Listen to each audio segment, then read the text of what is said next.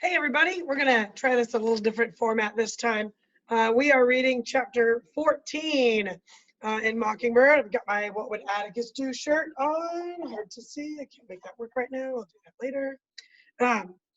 13, we left off with church, and they were there. Aunt Alexandra came home, or was home with them, and Scout needs to be more like a lady, and kind of that. Fine, folks. Here we are, chapter 14. Although we'd heard no more about the Finch family from Aunt Alexandra, we heard plenty from the town. On Saturdays, armed with our nickels, when Jem permitted me to accompany him, he was now positively allergic to my presence when in public, we would squirm our way through sweating sidewalk crowds and sometimes hear, "There's this chillin'," or "Yonder's some finches." Turning to face our accusers, we would only see a couple of fanners studying the enema bags in the Mako drugstore window, or two dumpy country women in straw hats sitting in a Hoover cart. "They can go loose and rape up all the countryside for all of them who run this country, care," was one obscure observation when we met head on from a skinny gentleman when he passed us, which reminded me that I had to ask a question to Atticus. "What's rape?" I asked him that night. Powerful question. Atticus looked around from behind the paper. He was in his chair by the window. As we grew older, Jem and I thought it generous to allow Atticus 30 minutes to himself after supper. He sighed and said rape was carnal knowledge of a female by force without consent. Well, if that's all it is, why did Calpurnia dry me up when I asked her what it was? Atticus looked pensive. What's that again? Well, I asked Calpurnia, coming from church that day, what it was, and she said to ask you, but I forgot to, and now I'm asking you. His paper was now in his lap. Again, please, he said. I told him in detail about our trip to church with Calpurnia. Atticus seemed to enjoy it, but Aunt Alexandra, who was sitting in a corner quietly sewing, put down her embroidery and stared at us. You all were coming back from Cal's church on Sunday? Jem said, Yes'm, she took us. I remembered something. Yes'm, and she promised me I could come out to her house some afternoon. Atticus, I'll go next Sunday if it's all right. Can I? Cal said she'd come get me if you were off in the car. You may not, Aunt Alexandra said it. I wheeled around, startled, and turned back to Atticus in time to catch his swift glance at her. It was too late. I said, I didn't ask you. For a big man, Atticus could get up and down from a chair faster than anyone I ever knew. He was on his feet. Apologize to your aunt, he said. I didn't ask her, I asked you. Atticus turned his head and pinned me to the wall with his good eye. That reminds me of Mitzi. She can stare you down like nobody else. His voice was deadly. First, apologize to your aunt. I'm sorry, Auntie, I muttered. Now then, he said, let's get this clear. You do as Calpurnia tells you, you do as I tell you, and as long as your aunt is in this house, you will do as she tells you. Understand? I understood. Pondered a while and concluded that the only way I could retire with a shred of dignity was to go to the bathroom, where I stayed long enough to make them think I had to go. Returning, I lingered in the hall to hear a fierce discussion going on in the living room.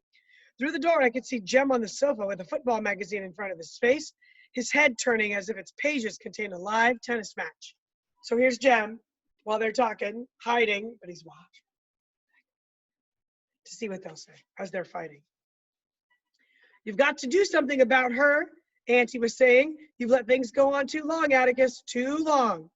I don't see any harm in letting her go out there. Cal look after her as well as she does here. Who was the her they were talking about? My heart sank. Me. I felt the starched walls of a pink cotton penitentiary closing in on me, and for the second time in my life, I thought of running away immediately. Atticus, it's all right. If it's all right, Atticus, it's all right to be soft-hearted. You're an easy man, but you have a daughter to think of, a daughter who's growing up. That is what I'm thinking of. And don't try to get around it. You've got to face it sooner or later, and it might as well be tonight. We don't need her now, said Aunt Alexandra. Atticus's voice was even. Alexandra, Calpurnia is not leaving this house until she wants to. You may think otherwise, but I couldn't have got along without her all these years. She is a faithful member of this family, and you'll simply have to accept things the way they are. Besides, sister, I don't want you working your head off for us. You've no reason to do that. We still need Cal as much as we ever did. But Atticus, besides, I don't think the children have suffered one bit from her having brought them up. If anything, she's been harder on them in some ways than a mother would have been. She's never let them get away with anything. She's never indulged them the way most colored nurses do. She tried to bring them up according to her lights, and Cal's lights are pretty good. And another thing, the children love her. I breathed again. It wasn't me. It was only Calpurnia they were talking about. Revived, I entered the living room. Atticus had retreated behind his newspaper, and Aunt Alexandra was worrying her embroidery. Punk, punk, punk, her needle broke the taut circle. She stopped and pulled the cloth tighter. Punk, punk, punk. She was furious. Jem got up and paddled across the rug. He motioned me to follow. He led me to his room and closed the door. His face was grave. They'd been fussing, Scout. Jem and I fussed a great deal these days, but I had never heard or seen anyone quarrel with Atticus. It was not a comfortable sight. Scout, try not to antagonize Auntie, you hear? Atticus's remarks were still rankling, which made me miss the request in Jem's question. My feathers rose again. You trying to tell me what to do? I argued. Nah, he's got a lot on his mind now without us worrying him, said Jem. Like what? Atticus didn't appear to have anything especially on his mind. It's this Tom Robinson case that's worrying him to death, said Jem. I said Atticus didn't worry about anything. Besides, the case never bothered us except about once a week, and then it didn't last. That's because you can't hold something in your mind but a little while, said Jem. It's different with grown folks. Jem's maddening superiority was unbearable these days. He didn't want to do anything but read and go off by himself. Still, everything he read he passed along to me, but with this difference. Formerly, he thought I'd like it. Now, for my edification and instruction. Gee, crawling hova, Jem, who do you think you are? Now, I mean it, Scout. You antagonize Auntie, and I'll spank you. Look at Jem trying to be a grown-up and keep his little sister out of his father's business. And, I mean, nobody spanks any, or Atticus doesn't spank them. So Scout's not going to like that very much. With that, I was gone. You damn morphodite, I'll kill you. Jem was sitting on the bed, and it was easy to grab his front hair and land one punch on his mouth. He slapped me, and I tried another left, but a punch in the stomach sent me sprawling on the floor. It nearly knocked the breath out of me, but it didn't matter because I knew he was fighting. He was fighting me back. We were still equals. Ain't so high and mighty now, are you? I screamed, sailing in again. He was still on the bed, and I couldn't get a firm stance, so I threw myself at him as hard as I could, hitting and pulling and pinching and gouging. What had begun as a fist fight became a brawl. We were still struggling when Atticus separated us. That is all, he said. Both of you go to bed right now. Ah, I said at Jem. He was being sent to bed at my bedtime. Scout's a little ornery right here. Who started it? Asked Atticus in resignation. Jem did. He was trying to tell me what to do. I don't have to mind him now, do I? Atticus smiled. Leave it at this. You mind Jem whenever he can make you. Fair enough? Aunt Alexandra was present but silent. And when she went down the hall with Atticus, we heard her say, just one of the things I've been telling you about. A phrase that united us again. Ooh, that's important. A phrase that united us again, meaning like nothing brings people together more than a common enemy, somebody that they both hate, they both don't like. And so they both don't like Aunt Alexandra. So they're back on the same team again where they were just fighting an hour ago or 10 minutes ago. Ours were adjoining rooms, and as I shut the door between them, Jem said, "Night, Scout." "Night," I murmured, picking my way across the room to turn on the light. As I passed by the bed, I stepped on something warm, resilient, and rather smooth. It was not quite like hard rubber, and I had the sensation that it was alive. I also heard it move. I switched on the light and looked at the floor by the bed. Whatever I had stepped on was gone. I tapped on Jem's door. "What?" he said. "How does a snake feel?" "Sort of rough, cold, dusty." "Why?" said Jem. "I think there's one under my bed. Can you come look?" "Are you being funny?" Jem opened the door. He was in his pajama bottoms. I noticed, not without satisfaction, that the mark of my knuckles was still on his mouth. When he saw I meant what I said, he said, if you think I'm going to put my face down to a snake, you got another thing coming. Hold on a minute. He went to the kitchen and fetched a broom. You better get up on the bed, he said. You reckon it really is one? I asked. This was an occasion. Our houses had no cellars. They were built on stone blocks a few feet above the ground. An entry of reptiles was not unknown, but not common. Miss Rachel Haverford's excuse for a glass of whiskey every morning was that she never got over the fright of finding a rattler coiled in her bedroom closet on her washing when she went to hang up her negligee, her nightgown. Jem made a tentative swipe under the bed. I looked over the foot to see if a snake would come out. None did. Jem made a deeper swipe. Do snakes grunt? It ain't a snake, said Jem. It's somebody. Suddenly, a filthy brown package shot from under the bed. Jem raised the broom, and I missed Dill's head by an inch when it appeared. God Almighty! Jem's voice was reverent. We watched Dill emerge by degrees. He was a tight fit. He stood up and eased his shoulders, turned his feet in their ankle sockets, rubbed the back of his neck. The circulation restored. He said, Hey! Jem petitioned God again. I was speechless. I'm about to perish, said Dill. Got anything to eat? In a dream, I went to the kitchen. I brought him back some milk and half a pan of cornbread left over from supper.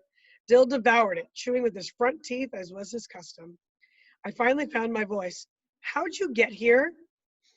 By an involved route. Refreshed by food, Dill recited this narrative. Having been bound in chains and left to die in the basement, there were basements in Meridian, by his new father who disliked him and secretly kept alive on raw field peas by passing a farmer who heard his cries for help, the good man poked a bushel pod by pod through the ventilator. Dill worked himself free by pulling the chains from the wall. Wow, that's pretty strong. Still in wrist manacles, he wandered 2 miles out of Meridian, where he discovered a small animal show and was immediately engaged to watch the camel. He traveled with the show all over Mississippi until his infallible sense of direction told him he was in Abbott County, Alabama, just across the river from Macon. He walked the rest of the way. How'd you get here? Asked Jem.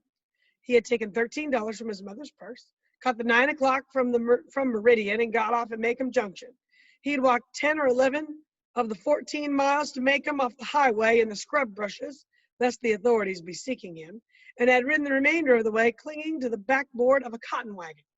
He had been under the bed for 2 hours, he thought. He had heard us in the dining room, and the clink of forks on plates nearly drove him crazy. He thought Jem and I would never go to bed. He had considered emerging and helping me beat Jem, as Jem had grown far taller, but he knew Mr. Finch would break it up soon, so he thought it best to stay where he was. He was worn out, dirty beyond belief, and home.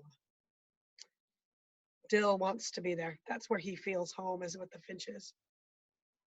They must not know you're here, said Jem. We'd know if they were looking for you. Think they're still searching. All the picture shows in Meridian, Dill grinned. You ought to let your mother know where you are, said Jem. You ought to let her know you're here. Dill's eyes flickered at Jem, and Jem looked at the floor. Then he rose and broke the remaining code of our childhood. He went out of the room and down the hall. Atticus? His voice was distant. Can you come here a minute, sir? Okay, I want to pause right here. The remaining code of childhood. That's like you don't snitch. You don't tell on people. But look at Jem. First thing Jem says is, you should probably tell your mom you're here. Right? You probably should tell her that you're here. And so now Jem goes and tells Atticus, which is not great in the eyes of the two littles. Beneath its sweat-streaked dirt, Dill's face went white. I felt sick. Atticus was in the doorway. He came to the middle of the room and stood with his hands in his pockets, looking down at Dill. I finally found my voice. It's okay, Dill. When he wants you to know something, he tells you. Dill looked at me. I mean, it's all right, I said. You know he wouldn't bother you. You know you ain't scared of Atticus. I'm not scared, Dill muttered. Just hungry, I'll bet. Atticus's voice had its usual pleasant dryness. Scout, we can do better than a pan of cold cornbread, can't we? You fill this fellow up, and when I get back, we'll see what we can see. Mr. Finch, please don't tell Aunt Rachel. Don't make me go back. Please, sir, I'll run off again. Whoa, son, said Atticus. Nobody's about to make anybody. Nobody's about to make you go anywhere but to bed pretty soon. I'm just going over to tell Miss Rachel you're here and ask if you could spend the night with us. You'd like that, wouldn't you? And for goodness sake, put some of the county back where it belongs. Soil erosion is bad enough as it is. Dill stared at my father's retreating figure. He's trying to be funny, I said. He means take a bath.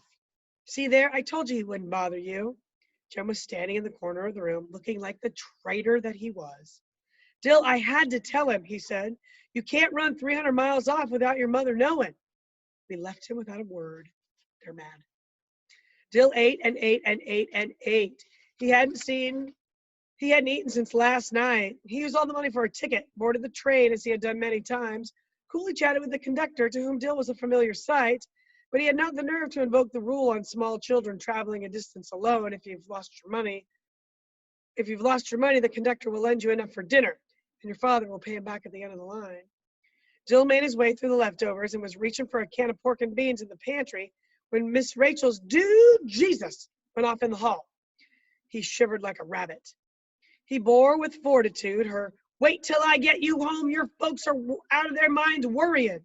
That lecture was quite calm during the "that's all the Harrison you coming out," and smiled at her "reckon you can stay one night," and returned the hug at long last bestowed upon him. Atticus pushed up his glasses and rubbed his face. "Your father is tired," said Aunt Alexandra. Her first words in hours, it seemed. She had been there, but I suppose struck dumb most of the time. "You children get to bed now." We left them in the dining room, Atticus still mopping his face. "From rape to riot to runaways," we heard him chuckle. "I wonder what the next 2 hours will bring." Since things appeared to have worked out pretty well, Dill and I decided to be civil to Jem. It all worked out, so all right, Jem, we're not mad at you anymore. Besides, Dill had to sleep with him, so we might as well speak to him. I put on my pajamas, read for a while, and found myself suddenly unable to keep my eyes open. Dill and Jem were quiet. When I turned off my reading lamp, there was no strip of light under the door of Jem's room. I must have slept for a long time, for when I was punched awake, the room was dim with the light of the settling moon. "Move over, Scout." "He thought he had to," I mumbled. "Don't stay mad at him." Dill got in bed beside me. "I ain't," he said. "I just wanted to sleep with you. Are you waked up?" By this time I was, but lazily so. "Why'd you do it?" No answer. "I said, why'd you run off? Was he really hateful like you said?" "Nah," said Dill.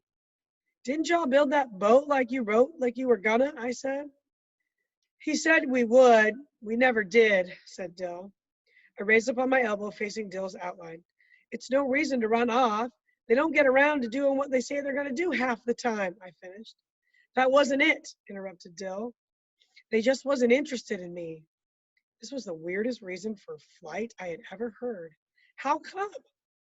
"Well, they stayed gone all the time, and when they were home, even then, they'd go off in the room by themselves," he said. "What'd they do in there?" I asked.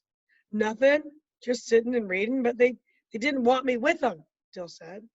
I pushed the pillow up to the headboard and sat up. "You know something? I was fixing to run off tonight because there they all were. You don't want them around you all the time, Dill," I said. Dill breathed his patient breath, a half sigh. "Good night. Atticus is gone all day. Good night. Atticus is gone all day and sometimes half the night and off in the legislature. I don't know what. You don't want them around all the time, Dill. You couldn't do anything if they were," I insisted. "That's not it," said Dill. As Dill explained, I found myself wondering what life would be if Jem were different, even from what he was now. What would I do if Atticus did not feel the necessity of my presence, help, and advice? Why, he couldn't get along a day without me. Even Calpurnia couldn't get along unless I was there. They needed me. Pause. One of the kind of great human needs is this need to be needed, to be helpful, to be wanted. And Dill doesn't have that. Well, he does when he's at the Finches, but he doesn't have that with his folks. That's why he ran away. "Dill, you ain't telling me right," I insisted. "Your folks couldn't do without you. They must just be mean to you. Tell you what to do about it." Dill's voice went on steadily in the darkness. "The thing is, what I'm trying to say is, they do get on a lot better without me. I can't help them any. They ain't mean. They buy me everything I want, but it's, now you've got it, go play with it. You got a room full of things. I got you that book, so go read it. Dill tried to deepen his voice. You're not a boy. Boys get out and play baseball with other boys. They don't hang around the house worrying their folks. Dill finished. Dill's voice was his own again. Well, they ain't mean, Scout. They kiss and hug you. They kiss you and hug you good night and good morning and goodbye and tell you they love you. Scout, let's get us a baby.